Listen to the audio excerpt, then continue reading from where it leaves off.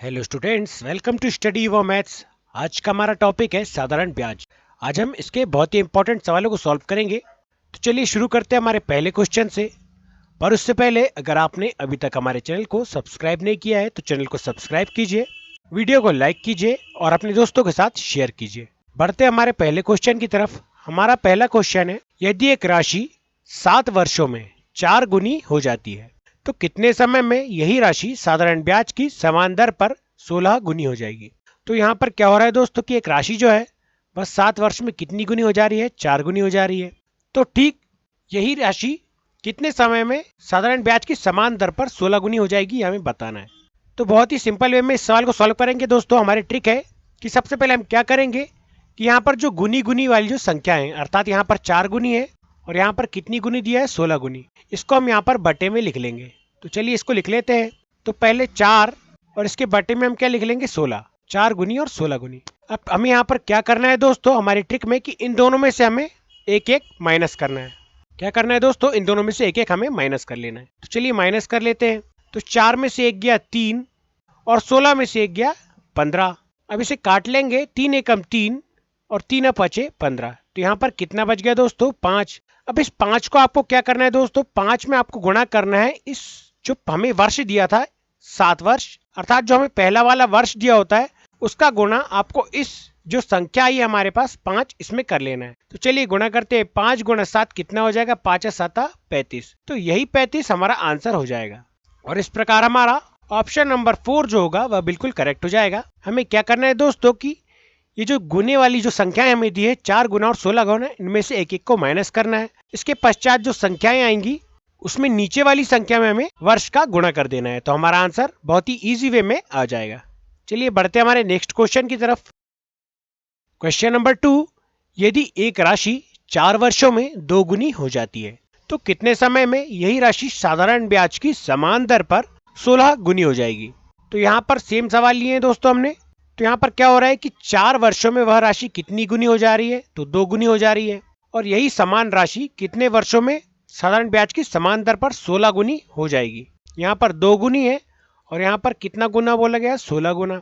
तो हम simply in दोनों को बटे में लिख लेते हैं। तो यहाँ पर 2 और बटे में यहाँ पर क्या आ जाएगा दोस्तों, 16।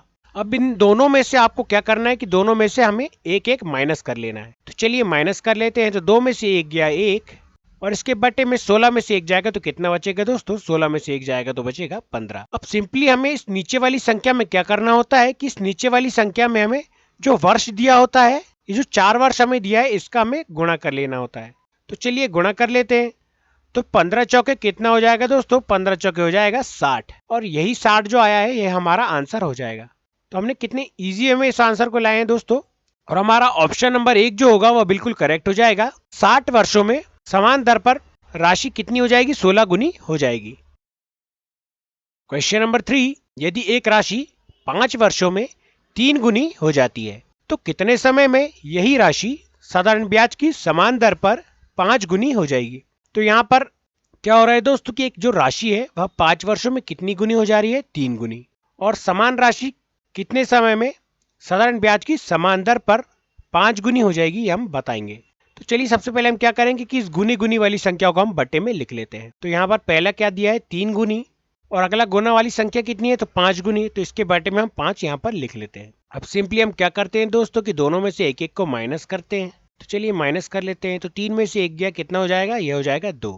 और सिंपली इस 5 में से एक जाएगा तो यहाँ पर कितना बच जाएगा, यहाँ बच जाएगा 4। और इस नीचे वाली संख्या में हम क्या करते हैं दोस्तों, ये जो हमें वर्ष दिया होता है इसका हमें नीचे वाली संख्या में गुणा करना होता है। तो यहाँ पर वर्ष कितना दिया है दोस्तों, 5। अब यहाँ पर संख्याएं कट रही है दोस्तों, तो हम इसे काट लेते हैं। तो 2 एकम 2 और 2 दूनी 4। तो यहाँ पर कितना बच गया दोस्तों, 2 गुणा 5। तो सिंपली हम इस 2 का गुणा इस 5 में कर लेंगे। तो यहाँ पर कितना हो जाएगा, 2 पंचे 10। तो यही 10 हमारा आंसर हो जाएगा। और इस प्रकार हमारा ऑप्शन नंबर 2 जो होगा वह बिल्कुल करेक्ट हो जाएगा। 10 वर्षों में साधारण ब्याज की दर से यह राशि 5 गुनी हो जाएगी।